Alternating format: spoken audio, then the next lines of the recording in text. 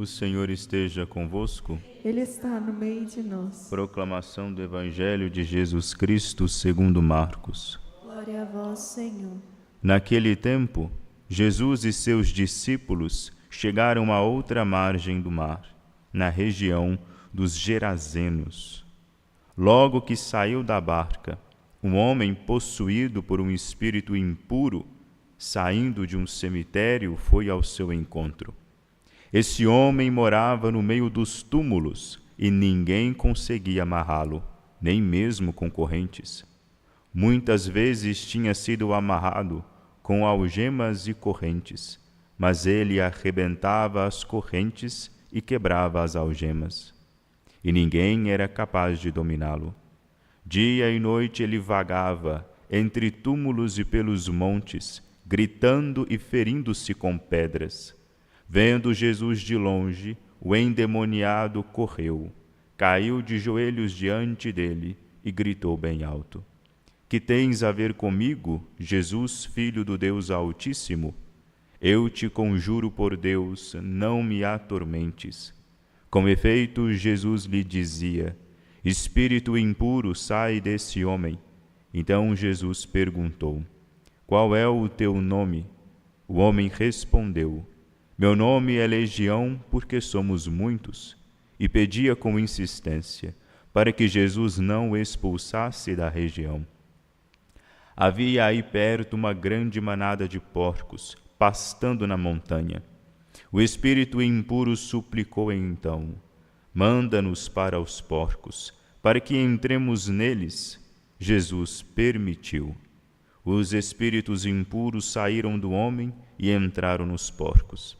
E toda a manada, mais ou menos uns 2.000 porcos, atirou-se monte abaixo para dentro do mar, onde se afogou.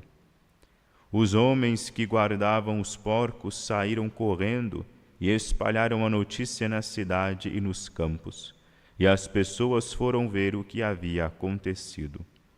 Elas foram até Jesus e viram o endemoniado sentado, vestido e no seu perfeito juízo. Aquele mesmo que antes estava possuído pela legião, e ficaram com medo.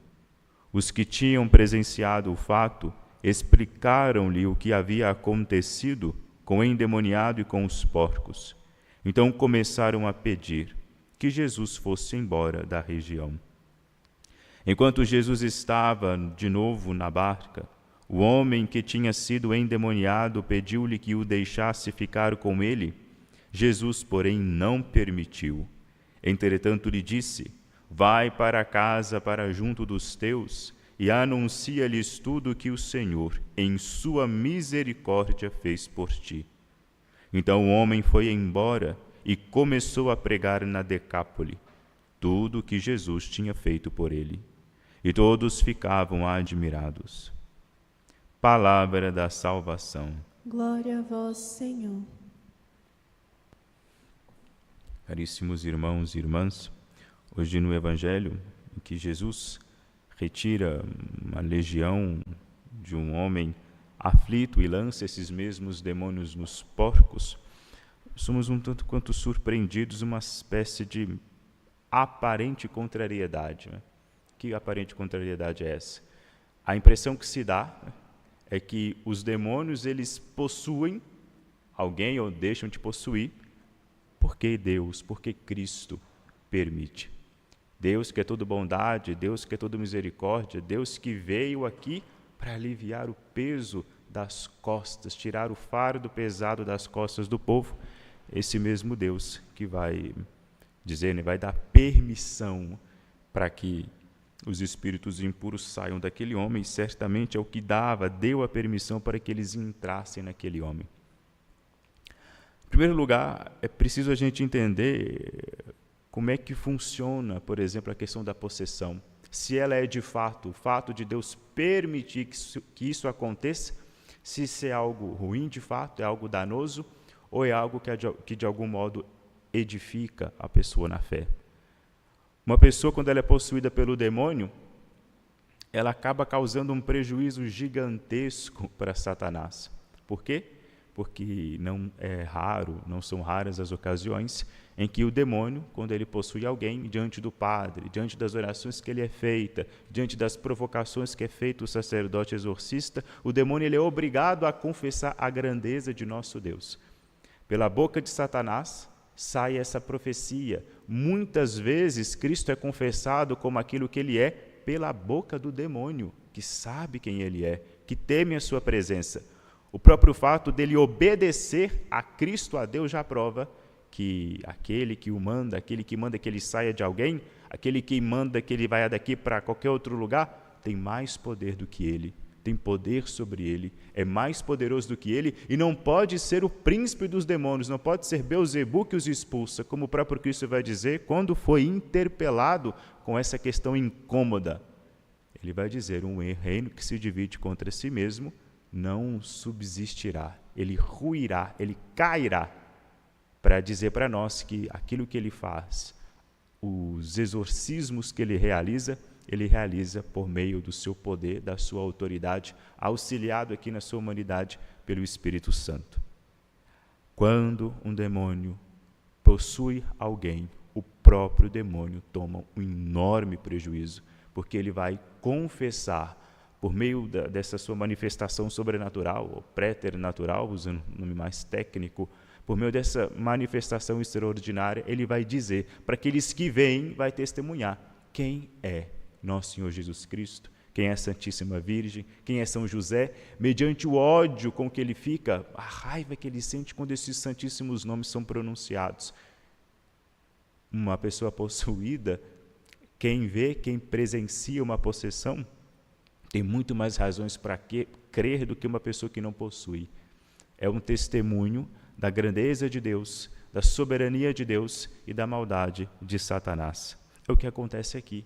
O endemoniado, possuído pelo demônio, vivia longe da cidade. Feria-se a si mesmo.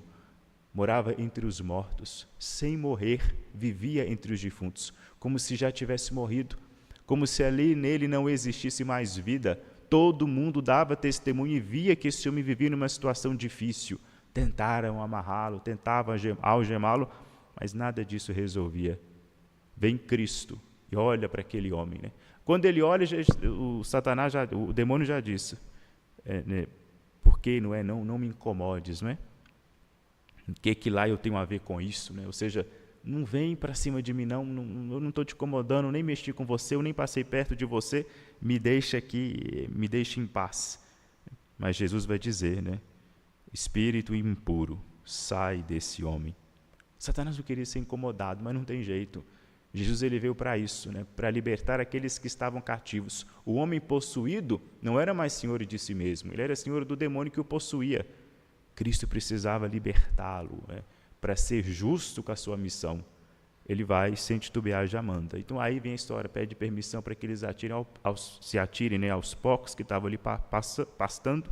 Cristo permite que eles possuam os porcos, então esses porcos são jogados lá no mar, e acontece aquela confusão enorme, vão para a cidade para avisar a população do que tinha acontecido, boato vai espalhar, sempre espalha com facilidade, e o resultado desse boato, dessa, não vou dizer fofoca, né, mas desse comentário, esse burburinho que começou a aparecer ali, o resultado disso vai ser uma das coisas mais tristes e mais lamentáveis que a Sagrada Escritura nos traz. O povo vai lá para ver o que aconteceu, né? Vão ficar assustados, vão ficar com medo. E eles vão pedir que Jesus, o mesmo que expulsou o demônio, vão ver lá o homem que antes era possuído, agora está limpo, vestido, decente, está são. Mesmo vendo isso, eles vão pedir que Cristo se retire. Testemunharam um fato extraordinário, testemunharam um milagre, um grande sinal do poder, da soberania daquele que estava no meio deles, mas ainda assim eles preferiram. É assim que acontece. Esses atos extraordinários, eles nunca nos impõem nada. Eles servem para nos convencer, para tentar nos atingir, mas nós, na nossa liberdade, a gente infelizmente tem o direito de escolha. Eles, na cidade, escolheram o demônio. Tiveram oportunidade, Cristo fez as suas demonstrações, mas eles optaram, escolheram o demônio a Cristo. Pediram que Cristo se retirasse. Isso aqui é uma das constatações mais tristes. Existem pessoas que, mesmo diante da presença extraordinária, mesmo diante de um fato extraordinário, vão ter o seu coração endurecido a tal modo que vão se recusar a receber a presença salvadora de Cristo. Não é à toa que isso acontece. São pessoas aqui, vejamos aqui o que aconteceu. Uma manada de porcos foi lançada ao mar. Porcos são bens materiais. Uma quantidade, talvez considerável, de algo que é material foi lançada ao mar. Alguém aqui tomou prejuízo? Talvez eles pensaram, não, nós não queremos tomar prejuízo. Eles disseram a mesma coisa que o demônio disse para Cristo, não nos incomode, não nos incomode. Veja, pior do que a possessão demoníaca é a alma que já está totalmente enterrada pela tentação do demônio. Ela não precisa nem ser possuída. Quando ele já exerce a influência sobre aquela pessoa, ele não precisa se manifestar, ele não precisa conversar com a pessoa não precisa fazer nenhum pacto. Ela só precisa que a sua vontade, que a sua inclinação perversa, que a sua feiura vá ficando cada vez mais evidente. Ela só precisa se afastar de Deus para que ele tome conta dela, sem mesmo precisar possuí-la, sem mesmo ela precisar aderir ao satanismo. A escolha por Satanás, ela é real, ela existe e ela é feita constantemente, dia após dia, dos modos mais diversos que nós pudermos imaginar, às vezes disfarçado até das maiores bondades, das maiores generosidades, disfarçado de coisas muito boas, muito singelas, muito sadias, muito benquistas, mas na verdade são sim, porque nos distanciam de Deus, porque fazem-nos rechaçar a Cristo, são obras influenciadas, são preferências que são feitas por Satanás. É difícil, é triste, é muito lamentável, o medo que todos nós devemos ter é isso. Quando nós rezamos o Pai Nosso, a gente diz lá, e não nos deixeis cair em tentação. É uma luta constante que nós temos, mas quando a tentação no Pai Nosso é muito mais do que as tentações que nós temos cotidianas, porque tentados todos nós somos. A gente nunca pode deixar com que nós caiamos na grande tentação. A grande tentação nossa é qual? É essa do povo dessa cidade. A grande tentação nossa é sermos vencidos por nós mesmos. Quem acha que tem inimigo, que seu vizinho, que seu patrão, que seu colega de trabalho é seu inimigo, para de pensar, isso ele não é. O seu inimigo mora mais próximo de você do que você pensa. O seu inimigo é você, com as suas perversões, com a sua mesquinharia, com o seu medo, com a sua fraqueza, com a sua covardia, que é perigoso preferir um dos bens mais pequenos, mais insignificantes do que a Cristo. É preferível ficar com aquilo com o qual ele tem apego material, o seu conforto, essa felicidade passageira, o seu prazer que é passageiro, fica com tudo isso e não fica com Cristo. Rechaça, abre mão, joga fora a oportunidade da verdadeira libertação e da verdadeira vida, aquela vida que não finda nunca. Não nos surpreendamos com aquilo que acontece no Evangelho. Em primeiro lugar, não nos surpreendamos com o fato de Cristo permitir as possessões demoníacas, porque é por meio delas também. Isso aqui é a prova de que ele é sempre vitorioso. Por meio das tentações, das possessões demoníacas, Deus é glorificado, porque as pessoas que presenciam isso, presenciam que alguém, uma força espiritual perversa, negativa, confessa o nome de Deus. É um testemunho dele, ele é glorificado nisso ainda. E também não nos escandalizemos com o fato de pessoas, diante de manifestações extraordinárias, diante do nome de Cristo, diante da bondade, do amor e da generosidade de Cristo, ainda permanecerem atrofiadas no seu jeito de ser, atrofiadas nas suas vontades particulares, atrofiadas nas suas fraquezas, recusando-se a sair desse tipo de vida e a abraçar esse prêmio, essa dádiva da vida eterna que se nos é apresentado. Isso acontece diariamente, hoje ainda mais, de modo explícito. Se eu disse que não é necessário aderir ao satanismo para fazer a vontade de Satanás, hoje em dia até isso está acontecendo, até aderências ao satanismo está acontecendo à torta à direita, aí, isso propagando, divagando para tudo quanto é lado, presente tudo quanto é aspecto da nossa cultura, televisão, música, futebol, tudo dá inebriado, começando a ficar inebriado explicitamente dessas coisas. Não nos surpreendamos. E para fechar o Evangelho, para vermos aqui, né, para que a vitória de Cristo relatada nesse texto brilhe sobre nós e nos faça confiar ainda mais nesse Senhor que é todo-poderoso, tem o que acontece com o ex-possuído. O ex-possuído, depois de ser libertado, ele vai querer que Cristo, né, o permita segui-lo. Agora Cristo não permite. Poxa vida, mas Jesus primeiro permita que ele seja possuído. Vai lá, tira o demônio dele, a legião, né? Agora ele quer segui-lo, como Cristo faz o convite para tantos, vem, larga tudo que tem e segue-me. Fica chateado, por exemplo, quando Nicodemos não segue, mas agora o homem quer segui-lo e ele não vai permitir. O homem, o ex-endemoniado, ele vai se tornar algo interessante. Ele vai se tornar mensageiro. Cristo não pede, não permite que ele suba a barca com ele, porque agora aquele que era possuído por Satanás, por um anjo caído pelo demônio, vai se transformar em ângelos de Cristo, vai se transformar em anjo elevado para a pregação do Evangelho. Ele vai ficar ali. O povo pode ter pensado, agora Jesus foi mandado embora, Jesus foi derrotado.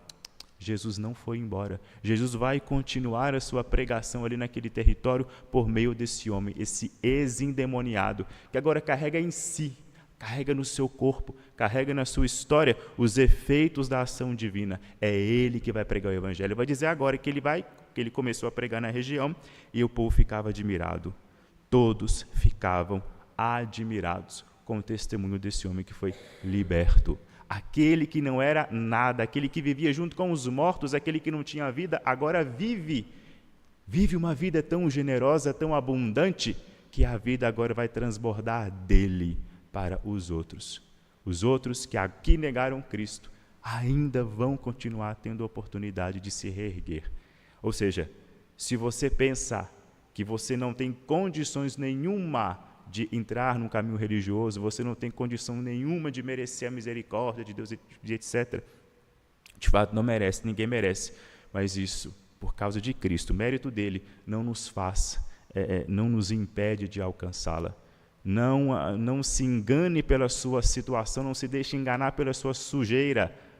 Cristo, ele tem poder, ele faz, ele doa os seus dons, as suas graças para todos. Nós estamos vendo aqui um homem que estava possuído pelo capeta e agora se torna evangelizador, ângelos, um anjo, mensageiro do próprio Senhor e Salvador, Jesus Cristo. Que esse Evangelho nos ilumine a nossa vida, crie no nosso coração as forças de que precisamos, fortaleça o nosso coração com a confiança, com a fé, para conseguirmos do Cristo aquilo que nós precisamos, a nossa mudança de vida, a nossa conversão, o desapego das nossas mesquinharias, para que nós sejamos revestidos com as armaduras de Cristo e possamos, na nossa vida diária, lutar e vencer a Satanás. Glória ao Pai, ao Filho e ao Espírito Santo. Como era no princípio, agora e sempre. Amém.